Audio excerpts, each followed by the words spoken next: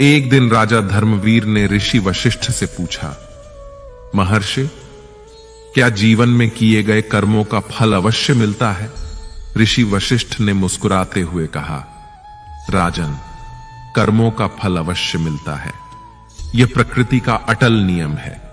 जो जैसा बीज बोता है वैसा ही फल पाता है। राजा धर्मवीर के राज्य में एक साधारण व्यक्ति रहता था जिसका नाम था हरिदास। हरिदास एक निर्धन व्यक्ति था, लेकिन उसके मन में सच्ची श्रद्धा और ईमानदारी थी। वह अपने जीवन में सदा सत्य और धर्म का पालन करता था। हरिदास अपने छोटे से खेत में दिन रात मेहनत करता और अपने परिवार का पालन पोषण करता। एक बार हरिदास के गांव में भयंकर अकाल पड़ा। सभी लोग भूख और प्यास से त्रस्त हो गए। हरिदास ने अपने पास बचे हुए अन्न को गांव के लोगों में बांट दिया। उसकी इस उदारता से गांव वाले बहुत प्रभावित हुए, लेकिन हरिदास का परिवार भूखा रह गया। राजा धर्मवीर ने ऋषि वशिष्ठ से कहा, महर्षि, हरिदास ने अपने कर्मों से बहुत पुण्य कमाए हैं, लेकिन फिर भी वह और उसका परिवार कष्ट में है। क्या यह न्याय है? ऋषि वशिष्ठ ने उत्तर दिया, राजन, यह केवल प्रारंभ है। कर्मों का फल समय पर मिलता है। हरिदास का परिश्रम और उसकी निष्ठा उसे अवश्य ही फल प्रदान करेगी। कुछ दिनों बाद एक दिन हरिदास को जंगल में एक गुफा मिली। गुफा के भीतर उसे एक विशाल खजाना मिला। हरिदास ने उस खजाने का उपयोग न केवल अपने परिवार के लिए किया, बल्कि पूरे गांव को उस खजाने से लाभान्वित किया। हरिदास की उदारता और कर्मों का फल उसे सुख और समृद्धि के रूप में मिला। राजा धर्मवीर ने इस घटना से प्रेरणा ली और उन्होंने यह संकल्प लिया कि वे भी अपने राज्य में धर्म और न्याय का पालन करेंगे। प्राचीन काल की बात है, जब द्वारका नगरी में भगवान श्री कृष्ण का शासन था। उसी समय एक छोटे से गांव में सुदामा नामक ब्राह्मण रहता था। सुदामा का बचपन बहुत ही सादा और निर्धनता में बीता। वह और श्री कृष्ण एक ही गुरुकुल में पढ़े थे और बचपन के घनिष्ठ मित्र थे। सुदामा जी शिक्षा और दीक्षा के बाद अपने ग्राम में भिक्षा मांगकर अपना जीवनयापन करते थे। सुदामा एक गरीब ब्राह्मण थे। विवाह के बाद वे अपनी पत्नी सुशीला और बच्चों को बताते रहते थे कि मेरे मित्र द्वारिका के राजा श्री कृष्ण हैं, जो बहुत ही उदार और परोपकारी हैं। यह सुनकर एक दिन उनकी पत्नी ने डरते हुए उनसे कहा कि यदि आपके मित्र साक्षात लक्ष्मीपति हैं और उदार हैं, तो आप क्यों नहीं उनके पास जाते हैं? वे निश्चित ही आपको प्रचुर धन देंगे, जिससे हमारी कष्टमय गृहस्थी में थोड़ा बहुत तो सुख आ जाएगा। सुदामा संकोचवश पहले तो बहुत मना करते रहे, लेकिन पत्नी के आग्रह पर एक दिन वे कई दिनों की यात्रा करके द्वारिका पहुंच गए। द्वारिका में द्वारपाल ने उन्हें रोका और वहां आने का आशय पूछा। जब सुदामा ने द्वारपाल को बताया कि मैं श्री कृष्ण को मित्र हूं, तो द्वारपाल को आश्चर्य हुआ। फिर भी उसने नियमानुसार सुमादा जी को वहीं ठहरने को कहा और खुद महल में गया और श्री कृष्ण से कहा, हे प्रभु, कोई फटेहाल, दीन और दुर्बल ब्राह्मण आपसे मिलना चाहता है, जो आपको अपना मित्र बताकर अपना नाम सुदामा बतलाता है। द्वारपाल के मुख से सुदामा नाम सुनकर प्रभु श्री कृष्ण सुध बुद्ध खोकर नंगे पैर ही द्वार की ओर दौड़ पड़े। उन्होंने सुदामा को देखते ही अपने हृदय से लगा लिया और प्रभु की आंखों से आंसू निकल पड़े। वे सुदामा को आदर पूर्वक अपने महल में ले गए। महल में ले जाकर उन्हें सुंदर से आसन पर बिठाया और रुक्मिणी संग उनके पैर धोए। कहते हैं कि प्रभु को उनके चरण धोने के लिए जल की आवश्यकता ही नहीं पड़ी। सुदामा की दीनता और दुर्बलता देखकर श्री कृष्ण की आंखों से आंसुओं की धार बहने लगी, जिससे सुदामा के पैर धूल गए। स्नान भोजन आदि के बाद सुदामा को पलंग पर बिठाकर श्री कृष्ण उनकी चरण सेवा करने लगे और गुरुकुल में बिताए दिनों की बातें करने लगे। बातों ही बातों में यह प्रसंग भी आया कि किस तरह दोनों मित्र वन में लकड़ियां लेने गए थे और रास्ते में मूसलाधार वर्षा होने लगी तो दोनों मित्र एक वृक्ष पर चढ़कर बैठ गए। सुदामा के पास एक पोटली में दोनों के खाने के लिए गुरु माता के द्वारा दिए गए कुछ चने थे, किंतु वृक्ष पर सुदामा अकेले ही चने खाने लगे। चने खाने की आवाज सुनकर श्री कृष्ण ने पूछा कि क्या खा रहे हो सखा। सुदामा ने यह सोचकर झूठ बोल दिया कि कुछ चने कृष्ण को भी देने पड़ेंगे।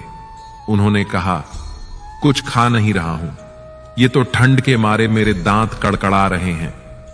इस प्रसंग के दौरान ही श्री कृष्ण ने सुदामा से पूछा, अच्छा सुदामा, भाभी ने मेरे लिए कुछ तो जरूर भेजा होगा। सुदामा संकोचवश एक पोटली छिपा रहे थे। भगवान मन में हंसते हैं कि उस दिन चने छिपाए थे और आज तंदुल छिपा रहा है।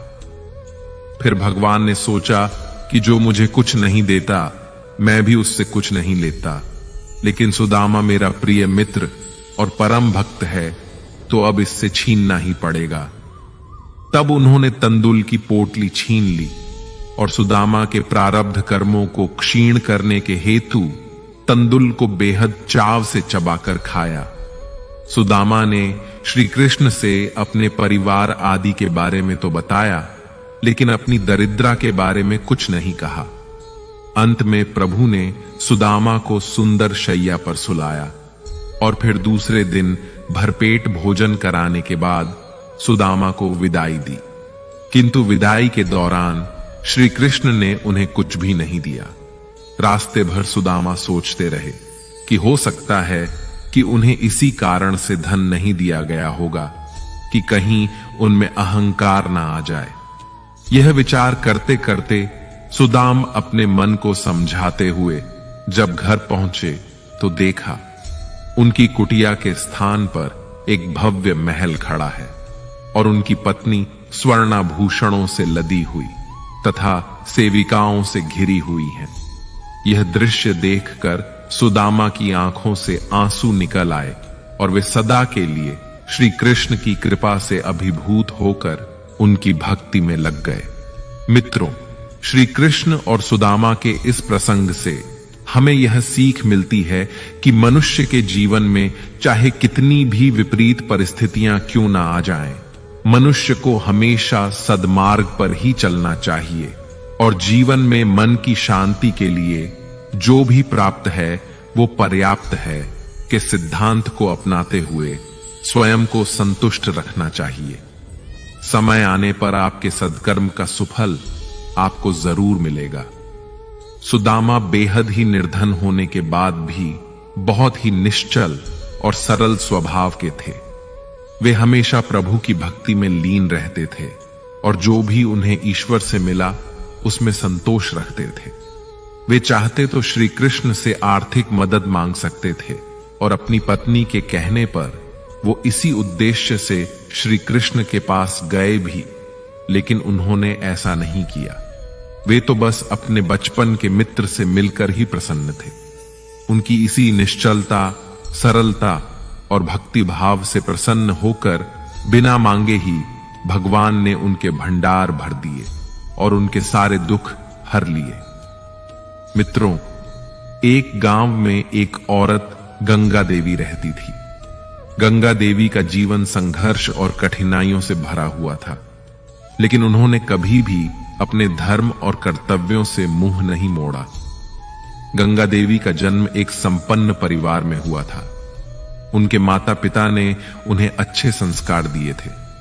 उनका विवाह एक प्रतिष्ठित परिवार में हुआ, लेकिन विवाह के कुछ ही समय बाद उनके पति का निधन हो गया।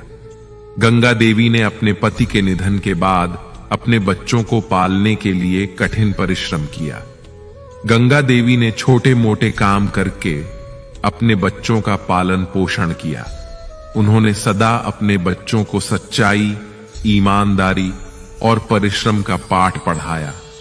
गंगा देवी की मेहनत और संघर्ष के बावजूद उनके बच्चे जब बड़े हुए तो उन्होंने अपनी मां की परवाह करना छोड़ दिया। गंगा देवी हर दिन भगवान की पूजा करती और प्रार्थना करती थी। उन्होंने अपने जीवन के हर पल को भगवान की सेवा में समर्पित कर दिया। उनका मानना था कि भगवान हर किसी के कर्मों का फल अवश्य देते हैं। गंगा देवी के बच्चे बड़े होकर स्वार्थी हो गए थे। वे अपनी मां की मेहनत और त्याग को भूल गए थे। गंगा देवी की हालत दिन प्रतिदिन खराब होती जा रही थी, लेकिन उनके बच्चे उनकी सहायता करने के बजाय उन्हें उपेक्षित कर देते थे। गंगा देवी की स्थिति देखकर गांव वाले बहुत दुखी थे। उन्होंने गंगा देवी की सहायता करने का निर्णय लिया। गांव वाले गंगा देवी के लिए भोजन और दवाइयों का प्रबंध करते थे। गांव वालों की सहायता से गंगा देवी का जीवन थोड़ा तो बेहतर हो गया। गंगा देवी ने अपने बच्चों की उपेक्षा के बावजूद कभी हार नहीं मानी। उन्होंने अपने जीवन में सदा सच्चाई और धर्म का पालन किया। उनकी भक्ति और ईमानदारी ने उन्हें मन की शांति दी। गंगा देवी का मानना था कि उनके बच्चों को उनके कर्मों का फल अवश्य मिलेगा। एक दिन गंगा देवी के बच्चों ने अपनी मां की हालत देखी और उन्हें अपने व्यवहार पर पश्चाताप हुआ। उन्होंने समझा कि उन्होंने अपनी मां के साथ बहुत अन्याय किया है। बच्चों ने गंगा देवी से माफी मांगी और उनके अच्छे जीवन के लिए हर संभव प्रयास किया। गंगा देवी ने अपने बच्चों को माफ कर दिया और उन्हें आशीर्वाद दिया। उन्होंने कहा, कर्मों का फल भोगने ही पड़ता है, लेकिन यदि मनुष्य अपने कर्मों को सुधार ले तो भगवान भी उसे क्षमा कर देते हैं। गंगा देवी की कहानी यह सिखाती है कि कर्मों का फल अवश्य भोगना पड़ता है, लेकिन सच्चाई, ईमानदारी और भक्ति का फल भी अवश्य मिलता है। गंगा देवी का जीवन संघर्षमय था, लेकिन उन्होंने कभी भी अपने धर्म और कर्तव्यों से मुंह नहीं मोड़ा। उनकी कहानी हमें सिखाती है कि सच्चाई और धर्म के मार्ग पर चलने वाले को अंत में सुख और शांति प्राप्त होती है। मित्रों, इसीलिए हमेशा अच्छे कर्म करते रहना चाहिए, क्योंकि बुरे कर्मों का फल तो कभी न कभी भोगना पड़ेगा। अगर हम अच्छे कर्म करेंगे तो हमारा जीवन भी अच्छा ही होगा। जीवन में हर व्यक्ति कुछ न कुछ कर्म करता है। भगवान श्री कृष्ण गीता में स्वयं कहते हैं कि कोई भी मनुष्य क्षण भर भी कर्म किए बिना नहीं रह सकता है। व्यक्ति के कर्म ही उसे ऊपर उठाते हैं और कर्म ही ऊंचाई से उठाकर जमीन पर भी पटक सकते हैं। सनातन धर्म में माना गया है कि हमें हमारे कर्मों के अनुसार ही शुभ या अशुभ फल प्राप्त होता है। मनुष्य जैसा कर्म करता है वैसा ही फल भोगना पड़ता है। इन फलों का निर्धारण समय खुद करता है, इसलिए व्यक्ति को सोच समझकर ही अपने कर्म करने चाहिए। कर्म नियमों के अनुसार कर्म का योग ही ईश्वर है। व्यक्ति को ईश्वर से नहीं बल्कि अपने बुरे कर्मों से डरना चाहिए, क्योंकि ईश्वर आपको माफ कर सकते हैं, लेकिन आपके बुरे कर्म आपको कभी माफ नहीं करते। हम अच्छे कर्मों के सहारे स्वर्ग में जा सकते हैं, वहीं बुरे कर्मों के द्वारा व्यक्ति को नरक की यातनाएं झेलनी पड़ती हैं। जिस व्यक्ति की सोच जैसी होती है उसके कर्म वैसे ही होते हैं। अगर व्यक्ति अपने कर्मों से दोस्ती कर लेता है तो वह हमेशा फायदे में रहता है। कर्म नियमों के अनुसार व्यक्ति को हमेशा कर्म करते रहना चाहिए। ऐसा करने से जिंदगी आपको खूबसूरत मौके देती रहेगी। जो नियम में बंध कर जीवन यापन करता है वह लक्ष्य की प्राप्ति भी करता है।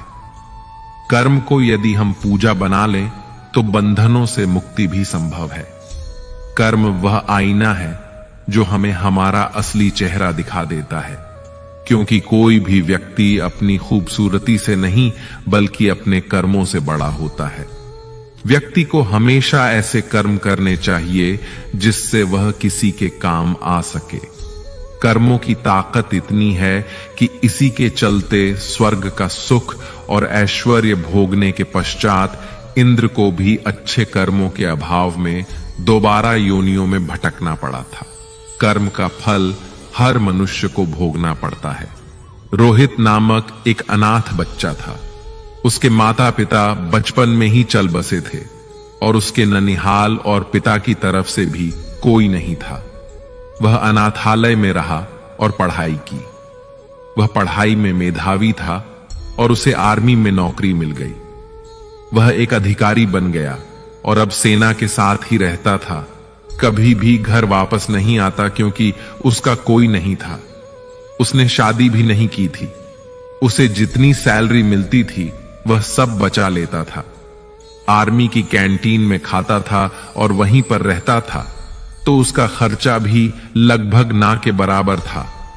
हम कह सकते हैं कि उसने आज तक जितनी सैलरी पाई सब बचा लिया था। उसी कैंटीन में सूरजमल नामक एक सेठ आता था जो कैंटीन के सामान का छोटा सप्लायर था। बहुत दिन हो गए दोनों को एक दूसरे को जानते समझते हुए। एक दिन सूरजमल ने कहा, रोहित, आपने पैसे बैंक में रखे हैं, मुझे व्यापार में लगाने को दे दो, मैं तुम्हें अच्छा मुनाफा दूंगा। रोहित ने मना कर दिया। रोहित ने कहा, मुझे इतनी ज्यादा पैसे का लालच नहीं है। जो सरकार ने दिया है वह मेरे खाते में पड़ा है। कभी जिंदगी में जरूरत पड़ी तो इस्तेमाल करेंगे, नहीं तो कोई बात नहीं। सेठ ने कहा, यह भी क्या बात हुई? अगर तुम हमें अपना दोस्त मानते हो तो तुम मेरी सहायता ही कर दो। मैं तुम्हें यह पैसा वापस लौटा दूंगा, कम से कम मेरा काम हो जाएगा। रोहित ने कहा, बात तो सही कह रहे हो, पर आप पैसा वापस करोगे इसकी क्या गारंटी है? सेठ ने कहा, कसम खाकर कहता हूं धोखा नहीं दूंगा। रोहित ने कहा, सेठ जी, लोग तो पैसे के लिए क्या क्या कर देते हैं, पर कोई बात नहीं, चलिए मैं आपकी बात मान लेता हूं, कम से कम आपका तो भला हो जाएगा। सेठ ने मुस्कुराते हुए धन्यवाद कहा और रोहित को गले लगा लिया। पैसा लेने के बाद सेठ जब भी आता रोहित को बहुत बहुत धन्यवाद देता। सेठ का बिजनेस रोहित के पैसों से बढ़ रहा था। आमदनी दिन दूनी और रात चौगुनी हो रही थी। आमदनी बढ़ने के साथ अब सेठ की नीयत में बेईमानी आ चुकी थी। वह पैसा ना लौटाना पड़े इसका बहाना ढूंढता रहता था। इसी बीच बॉर्डर पर पड़ोसी देश के साथ युद्ध शुरू हो गया और रोहित को भी जाना पड़ा। जहां युद्ध हो रहा था वह इलाका काफी दुर्गम था। वहां पहुंचने का एकमात्र रास्ता घोड़े से था। रोहित एक कुशल घुड़सवार था, लेकिन जो घोड़ी उसे मिली वह खराब थी। रोहित के पीठ पर बैठते ही घोड़ी सरपट भागने लगी। रोहित उसे काबू में करने की जितनी कोशिश करता वह अपनी गति और तेज करती जाती। रोहित ने लगाम पूरी ताकत से खींचा। घोड़ी का मुंह कट चुका था, पर पता नहीं आज यह घोड़ी कुछ भी सुनने को राजी नहीं थी। घोड़ी भागते भागते दुश्मन के खेमे के सामने जाकर खड़ी हो गई और रोहित दुश्मन की गोलियों का शिकार हो गया। सेठ बराबर आर्मी कैंटीन में जाता था और उसे वहां पता चला कि रोहित युद्ध में वीर गति को प्राप्त हो गया। सेठ ने वहां काफी दुख दिखाया और कैंटीन से बाहर आते ही खुशी से झूम उठा। अब पैसा वापस नहीं करना होगा। सेठ का व्यापार दिन दोगुनी और रात चौगुनी तरक्की कर रहा था। कुछ दिनों के बाद सेठ की पत्नी मां बनी और सेठ एक सुंदर बच्चे का पिता बना। सेठ के जीवन का यह सबसे बेहतरीन समय चल रहा था। समय बीतते देर नहीं लगती। सेठ का बेटा अमर, जो अब बड़ा हो गया था और अब सेठ के साथ मिलकर व्यापार करता था, विवाह योग्य हो चुका था। अच्छे घर की सुंदर और सुशील कन्या देखकर अमर की शादी हो गई। अब सेठ कहता, कुछ दिन की और बात है, अब बेटा व्यापार संभालेगा। मेरी जिंदगी सफल हो गई और क्या चाहिए मुझे। अमर की शादी हुए मुश्किल से 2 महीने हुए थे। अमर सड़क पार कर रहा था, उसे चक्कर आया और वह गिर गया। लोगों ने उसे उठाकर हॉस्पिटल पहुंचाया। उसके ब्रेन की MRI और अन्य टेस्ट हुए तो पता चला कि अमर को ब्रेन कैंसर है। सेठ ने डॉक्टरों से कहा, पैसे की चिंता मत करें, आप इलाज करें। डॉक्टर और हॉस्पिटल बदलते गए, पर अमर की हालत दिन ब दिन खराब होती गई। सेठ अब व्यापार पर ध्यान नहीं दे पा रहा था। उसके कस्टमर छूटते जा रहे थे और हॉस्पिटल का बिल बढ़ता जा रहा था। अब सेठ पर कर्ज काफी हो चुका था और वह परेशान था। अब अमर को डॉक्टर ने जवाब दे दिया। सेठ हार चुका था, किसी चमत्कार की आशा में बैठा था। चमत्कार तो नहीं हुआ, पर अमर अब इस दुनिया में नहीं रहा। महीनों जिंदगी की जंग लड़ने के बाद अमर हार चुका था। सेठ के घर में हाहाकार मच गया। सेठ, सेठानी, अमर की पत्नी सब विलाप कर रहे थे। यहां तक कि घर के नौकरों का भी रो रो कर बुरा हाल था। एक साधु उधर से गुजर रहे थे। उन्होंने करुण क्रंदन सुना तो रुक गए। वहां जाकर उन्हें कहा, रोने से कुछ नहीं होगा, जो होना था वह हो गया। सेठ गुस्से में बोला, मेरे साथ ही क्यों? साधु ने कहा, सब कर्म का फल है, यहीं चुकाकर जाना होता है। आज बहुत रो रहे हो, कल तो तुम बहुत हंस रहे थे। सेठ ने कहा, मैं कुछ समझा नहीं महाराज। साधु ने कहा, तुमने अपने व्यापार के लिए उधार पैसे लिए थे। जब व्यापार चल पड़ा तो तुमने जिसके पैसे थे उसे लौटाए नहीं। सेठ ने कहा, गलत, वह मर गया था, किसे लौटता? साधु ने कहा, झूठ नहीं, तुम भूल गए कि उसके मरने के समाचार पर तुम कितना खुश हुए थे। उस दिन तुमने मिठाई बांटी थी। क्या मिठाई बांटना सही था? तुम उसके पैसे सरकार को या अनाथालय या किसी जरूरतमंद को दे सकते थे, पर तुमने नहीं दिया। तुम्हारी नीयत में खोट थी। सेठ शर्मिंदा था। आज सेठ वहीं पर खड़ा था जहां पर आज से 20 साल पहले खड़ा था। आज न तो पैसे थे, न व्यापार और न ही पुत्र था, तो केवल ढेर सारा कर्ज। साधु ने कहा, यह तुम्हारा पुत्र वही लड़का रोहित था। यह अपना हिसाब चुकता करने आया था। हिसाब कर लिया और चला गया। जितना उसने तुम्हें दिया था सूद सहित वापस ले लिया। तुमने उसकी शिक्षा, शादी, हॉस्पिटल सब पर खूब खर्च किया। जब वह गया तुम्हें भिखारी बनाकर गया। सेठ ने सुबकते हुए कहा, मान लिया मेरी गलती थी, मगर इस बेटी की क्या गलती? इससे तो सिर्फ 2 महीने पहले शादी हुई थी। साधु ने कहा, यह इसका कर्म फल था। यह पिछले जन्म में वह घोड़ी थी जिसके चलते रोहित की जिंदगी खत्म हुई। आज रोहित ने बदला ले लिया और इसकी जिंदगी नर्क बनाकर चला गया। जीवन में कुछ भी बिना कारण नहीं हो रहा है। हो सकता है बीज आपने बहुत पहले लगाया हो और आप भूल गए हो। वही बीज पेड़ बन जाता है, तब हमें पता चलता है। इसीलिए आप कैसा बीज लगाते हो हमेशा याद रखो, प्रकृति हिसाब करती है। आप याद रखो ना रखो, प्रकृति हमेशा याद रखती है। सेठ निरुत्तर और हताश घर की सीढ़ी पर बैठा अपने कर्म को कोस रहा था। हमेशा अपने कर्म पर ध्यान दे। ऊपर वाले की लाठी में आवाज नहीं होती, पर असर पूरा करती है।